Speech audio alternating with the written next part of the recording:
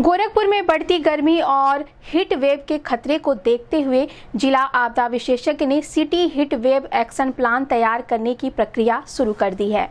जिला आपदा विशेषज्ञ गौतम गुप्ता ने बताया कि इस योजना को लेकर अब तक 2 बैठकें हो चुकी हैं। योजना को प्रभावी बनाने के लिए गोरखपुर विश्वविद्यालय, MMUT और एम्स के विषय विशेषज्ञों से भी सुझाव लिए जा रहे हैं ताकि वैज्ञानिक और व्यवहारिक आधार पर कार्य योजना तैयार की जा सके।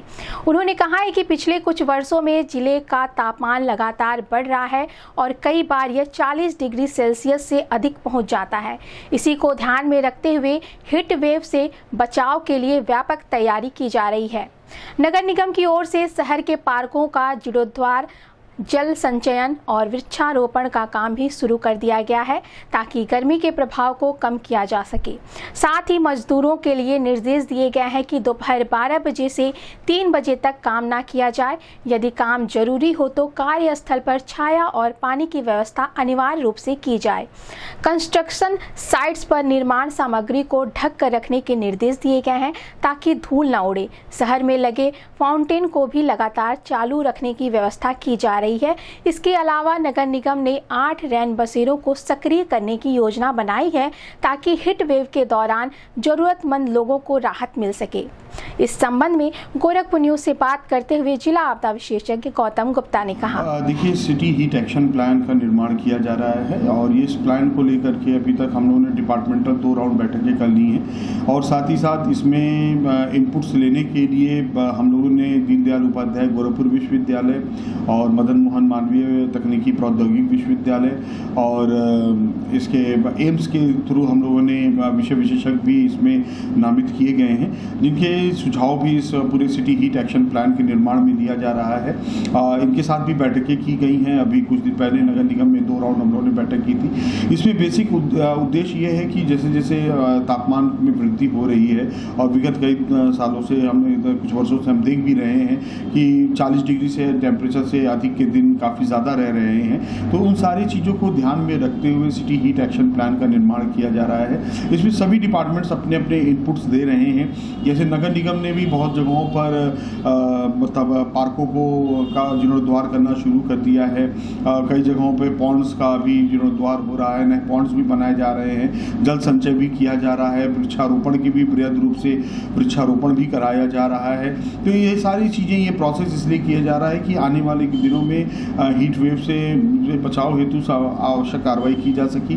साथ ही साथ जो मजदूर कार्य कर रहे हैं, अभी श्रम विभाग से इस बात का ये अनुरोध किया गया है कि वो एडवाइजरी जारी करें और दोपहर 12 बजे से 3 बजे के बीच जो पीक आवर होता है उस पीक आवर में मजदूर काम न करें। उनके लिए प्रॉपर शेड की व्यवस्था रहे। जहां कहीं भी आपके ये कंस्ट्रक्शन साइट्स चल रहे हैं, ये कंस्ट्रक्शन साइट्स पे जो भी वहाँ पर रॉ मटेरियल रखा जा रहा है उसको ढक करके रखा जाए। उसमें या तो अगर वो ढक नहीं सकते तो उसको पानी छिड़काव करके रखें ताकि वो भी हवा चलने पे उसका भी धूल इत्यादि उड़ता है, उससे भी और दिक्कतें उत्पन्न होती हैं। जितने भी हमारे पॉन्ड्स मतलब जो हमारे फाउंटेन्स लगे हुए हैं वो फाउंटेन सारे सभी ऑपरेटेड हों, सभी जगहों पे फाउंटेन चलते हुए रहें। ये सारी चीज़ें जो छोटी छोटी स्टेप्स हैं वो सारे छोटे छोटे स्टेप्स को हम लोगों ने इसमें कवर करने की कोशिश किया है।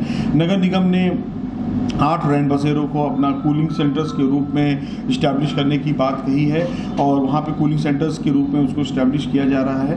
तो ये सारे स्टेप्स जो हैं ये लिए जा रहे हैं जिससे कि हीट वेव के दृष्टिगत हम लोगों को आवश्यक सुविधाएं उपलब्ध करा सकें और किसी भी प्रकार का कोई जनहानि या किसी तरह की कोई दिक्कत न होने पाए। आम जन से क्या जरूरी काम के लिए बाहर निकलना है? देखिए, ये मौसम अब परिवर्तित है और अभी गर्मी और बढ़ती जाएगी, क्योंकि अगर हम देखें मार्च का जो औसत तापमान होता है वो 32 डिग्री सेल्सियस का होता है, जो कि हम लोग आमतौर पे देख रहे हैं कि मार्च में यह तापमान हम लोग 32 से ऊपर में भी जा चुके हैं। तो अब ये धीरे धीरे जो तापमान है वो वृद्धि कर रहा है। तो इसमें ये मेरा लोगों से यही अनुरोध है, आपके चैनल के माध्यम से यही अनुरोध है कि कोशिश करें जो 12 से 3 बजे का जो समय है उसमें यदि बहुत आवश्यक हो तभी घरों से बाहर निकले। अपने साथ पानी की बोतल अवश्य लेकर के चले जिससे कि डिहाइड्रेशन की कोई न हो पाए। यदि कोई व्यक्ति प्रभावित आपको दिख रहा है तो उसको तत्काल रूप से पानी पिलाएं। ORS सेंटर्स भी हम लोग इसी के दृष्टिगत उपलब्ध कराए जा रहे हैं। बसों में भी इस बार हम लोग ORS की उपलब्धता सुनिश्चित करा रहे हैं चिकित्सा विभाग के माध्यम से। तो ये सारी चीज़ों की व्यवस्थाएं आज इस बार हम लोग करेंगे। तो जिससे पब्लिक से यही रिक्वेस्ट है कि पब्लिक गर्मी को ध्यान में रखते हुए समुचित मतलब अपने सर को ढक करके और समुचित सुरक्षा के साथ ही घरों से बाहर निकलें।